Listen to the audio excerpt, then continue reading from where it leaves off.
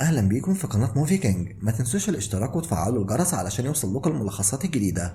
فيلمنا النهاردة عن قصة حقيقية وقت انتشار القراصنة الصوماليين في المحيط الهندي، وهنشوف مع بعض الرعب اللي عاش فيه كابتن ريتشارد فيليبس لما تم اختطافه من مجموعة قراصنة بقيادة عبد الوالي موسى، وازاي تم انقاذه في الاخر عن طريق القوات البحرية الامريكية. ويلا بينا نبدأ على بركة الله. فيلمنا بيبدأ سنة 2009 مع كابتن ريتشارد فيليبس وهو بيجهز نفسه علشان عنده نقل بضايع من عمان لكينيا، فبيودع اهله وبيتحرك من ميناء صلالة في عمان. وفي الناحية التانية في الصومال بيهجم قراصنة على قرية فقيرة هناك، وبياخدوا منها 4 شباب بالعافية علشان يسرقوا سفينة، وهم نور ناجي وأدام بلال ووليد علمي. أما الرابع والقائد بتاعهم فهو عبد الوالي موسى. وبيوصل كابتن فيليبس للسفينة وبيكون طاقمها عددهم 23 شخص وعليها 17,000 طن من البضائع. وبيبدأ فيليبس يشرف على نقل البضائع بنفسه، وبيعرف المساعدين بتوعه إن الطريق اللي هيمشي منه صعب وخطر ولازم ياخدوا بالهم كويس جدا. ولما بيطمن إن كل حاجة تمام بيتحركوا. وبالليل بيبدأ القراصنة يتابعوا الرادار علشان يعرفوا حركة السفن في البحر، ولقوا إن في مجموعة كبيرة من السفن قريبين من بعض. فقال لهم قائد القراصنة إن صعب يسرقوا أي سفينة من السرب ده، لأن الحكومة الدولية هتكون موجودة بينهم وهيقتلوهم. وبيلاحظوا سفينة تانية لوحدها خالص ومفيش أي حد قريب منها، فبيقرروا إن دي هي اللي هتكون هدفهم، والسفينة دي بتكون سفينة كابتن فيليبس. وفي نفس الوقت بيوصل إيميل للكابتن فيليبس من البحرية الأمريكية بيحذروه من المنطقة اللي هو فيها لأنها منطقة مشهورة بهجمات القراصنة. فبيخاف فيليبس وبيقرر إن الطاقم يتدرب على خطط الأمان. وتاني يوم بيقول للطاقم بتاعه إنهم لازم يتدربوا على خطط الأمان، لكن بيلاحظ فجأة إن في لانشين صغيرين بيقربوا منهم، فبيبدأ يغير اتجاه المركب علشان يشوفوا هيمشوا ورا السفينة ولا لأ. وفعلا بيلاقيهم بيغيروا اتجاههم هما كمان. فبيتصل مساعد فيليبس بمركز التجارة البريطاني، بس بيقولوا له إنهم ممكن يكونوا صيادين. فبيكمل فيليبس في تغيير الاتجاه لغاية ما بيلاقي إن المركبين بيبعدوا. وتاني يوم بيهجم القراصنة على السفينة، فبيتصل فيليبس بالبحرية الأمريكية وبيعرفهم إن في هجوم عليهم من القراصنة، وفجأة بينضرب عليهم نار من كل حتة. فبيطلب فيليبس من الطاقم يشغلوا خراطيم المية علشان يبعد القراصنة عن السفينة، وبيأمرهم بعد كده يستخبوا في أوضة المحرك. بس في مركب بيقدر اللي عليه إنهم يطلعوا للسفينة، فبينبه كابتن فيليبس الطاقم بتاعه وبيطلب منهم محدش يطلع من أوضة المحرك مهما حصل. وبيدخل القراصنة لغرفة القيادة وبيقول لهم موسى إن من دلوقتي يعتبروه قائد السفينة، وبيسأل عن باقي الطاقم بس فيليبس بيقول له معرفش. فبيرد عليه انه هيسيبهم احياء لو سابهم ياخدوا كل اللي عاوزينه، ولازم الطاقم يكون قدامه. بيتصل موسى بالطاقم وبيقول لهم يطلعوا والا هيقتل كل فتره واحد من القياده.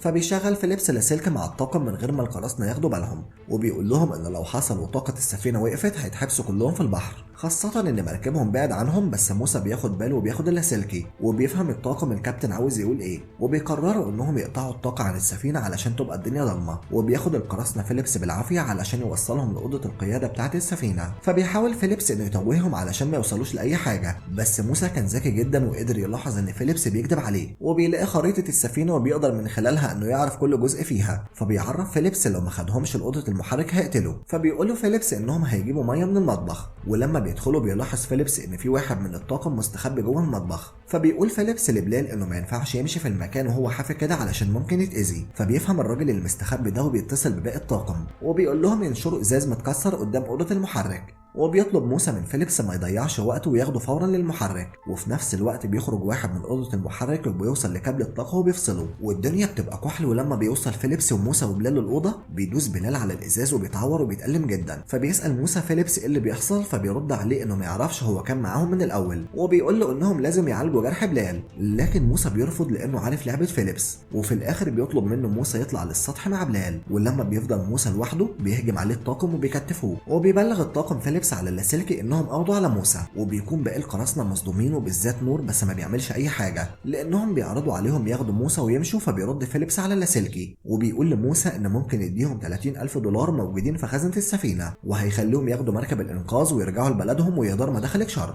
فبيوافق موسى على طول على العرض ده، خاصة ان في ظروف مش كويسة. وفعلا بيروحوا مع فيليبس وبيديهم 30,000 دولار وبيوصلهم لمركب الانقاذ وبيعرفهم ازاي يستخدموه.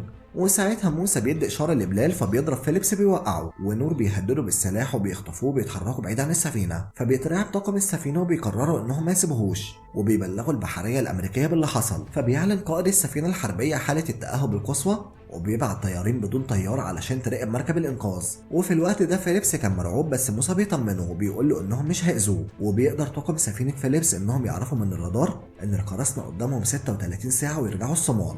وبيتصل قائد السفينة الحربية بالقيادة علشان ياخد إذن بالهجوم، بس هم بيرفضوا لأن ده خطر على حياة فيليبس وممكن لو اتدخل يقتلوه، وبيعرفوه انهم لازم ينقذوه قبل ما يوصلوا الصومال. وفي نفس الوقت بيتواصل موسى مع القائد بتاعه وبيعرفه اللي حصل، فبيطلب منه يرجع فيليبس لسفينته فورا لو عاوز يرجع لبلده بسلام. بس موسى بيرفض الكلام ده، فبيتخانق معاه باقي القراصنة وما بيهدوش غير لما بيسمعوا صوت السفينة الحربية بتقرب منهم. وبيتواصل قائد السفينة معاهم وبيطلب منهم يسلموا فيليبس وهيسيبوهم يمشوا، بس موسى بيرفض وبيطلب فدية 10 مليون دولار. فبيرد عليه ان ده صعب جدا وهياخد وقت، بس موسى بيصمم. وتاني يوم بيبعت قائد السفينة مركبين عليهم جنود معاهم اكل وميه علشان فيليبس، فبيطلعهم موسى وبيقول لهم لو عملوا اي حاجه فيليبس هيموت. فبيقول لهم المترجم انهم مش عاوزين يدخلوا معاهم في اي اشتباك، هم جايبين ليهم اكل وميه وبيطلبوا يشوفوا فيليبس قبل ما يتكلموا. فبيطلعوه بيقدر بذكائه انه يعرفهم انه قاعد في الكرسي رقم 15. فبتسجل القياده المعلومات دي، فبيرجعوا موسى للمركب وبيقول لهم انه مش عاوز لا اكل ولا ميه، هو عاوز الفلوس وبس. ولما بيطول موسى في الكلام معاهم بيتعصب نور وبيضرب رصاصه جنب ودان فيليبس، فبيتخض موسى وبيدخل يتخانق معاه وبيقول له ان لو حصل له حاجه كلهم هيموتوا، وبيتصل بقياده السفينه وبيعرفهم ان دي حادثه، وبيخلي فيليبس يكلمهم ويعرفهم انه كويس. وبيرجع المركبين بسرعه علشان خافوا على فيليبس، وبالليل بينزل القوات الخاصه للبحر علشان يراقبوا السفينه من قريب.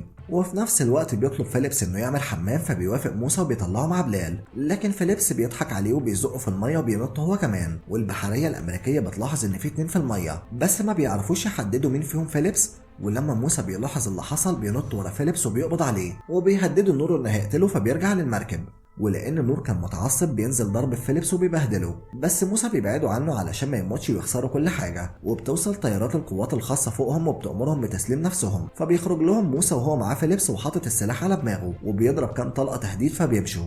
وفي نفس الوقت بينتشر القوات الخاصة في كل حتة، وبتبدأ البحرية تبحث عن معلومات عنهم، وبيتواصلوا مع القراصنة وبيكونوا عارفينهم كلهم بالاسم، فبيتصدموا من اللي حصل. وبيعرفهم قائد السفينة البحرية انه عرف القرية اللي هم منها، واتفق مع شيخ القبيلة انه يديلهم الفلوس مقابل فيليبس، وبيقول لهم على مكان ينفذوا فيه التبديل. فبيقول نور وبلال ووليد لموسى ان ده اكيد فخ ولازم ما يوافقش، بس موسى بيكون جاب اخره وبيوافق. فبيقرب مركب البحرية منهم وبيربطوا حبل في مركب الانقاذ علشان يسحبوهم لمكان التبادل، وبيقدروا يحطوا جهاز تصنت على المركب علشان يسمعوا كل حاجة، وبيطلبوا يشوفوا فيليبس، وبيدوا فيليبس هدوم لونها فاقع وبيأكدوا عليه يلبسها علشان يدفي نفسه ويقعد في الكرسي اللي كان قاعد فيه. فبيسمع الكلام وبيرجع تاني للمركب. اما موسى فبيروح مع البحرية علشان يوصل لسفينة التبادل ويقابل شيخ القبيلة، بس لما بيطلع ما بيلاقيش حد، فبيعرفوه ان الشيخ جاي في مركب تاني وهيوصل قريب جدا. وفي نفس الوقت بتستعد القوات الخاصة والقناصة علشان يقدروا يصطادوا القراصنة دول ويخلصوا عليهم. ولما بيحس فيليبس ان التيشيرت ده معناه ان القناصة هتضرب نار على المركب وان ممكن يموت، بيقرر يكتب رسالة لاهله وبيودعهم فيها، بس بيشوفوا نور وبياخد منه رسالة، فبيتعصب عليه فيليبس وبيتخانق معاه وبيحاول يضربه،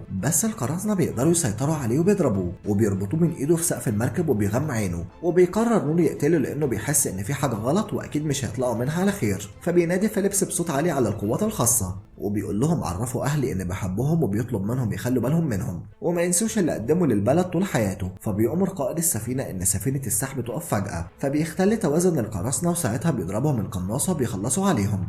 وبيكون فيليبس مش فاهم اللي حصل لان عينه كانت متغمية، بس لما بتنزل القماشة بيفهم لما بيشوف ال3 قراصنة سايحين في دمهم قدامه. وبتيجي القوات الخاصة وبيطلعوه وبينقذوه، وبيكون مش مصدق ان اتكتب له عمر جديد وانه لسه عايش اصلا. وبعدها بيقبضوا على موسى بيعرفوه انهم حرروا فيليبس وكل فريقه مات وانه هيفضل عايش لانه هيتحكم في امريكا. وبعدها فيليبس بيتعالج وبيبقى كويس وبيرجع لاهله مرة تانية وبيعيش معاهم فترة كويسة جدا وبيرجع لشغله بعد سنة. اما موسى بيتم الحكم عليه ب40 سنة سجن، لكن لما بيقول لهم انه ندمان على كل حاجة عملها بيخفضوا الحكم ل 33 سنة سجن. ودي كانت نهاية فيلمنا النهاردة، وان شاء الله نتقابل مع ملخص جديد. وما تنسوش تعملوا لايك وكومنت للفيديو وتشتركوا في القناة وتفعلوا زر الجرس علشان يوصل لكم كل الملخصات الجديدة.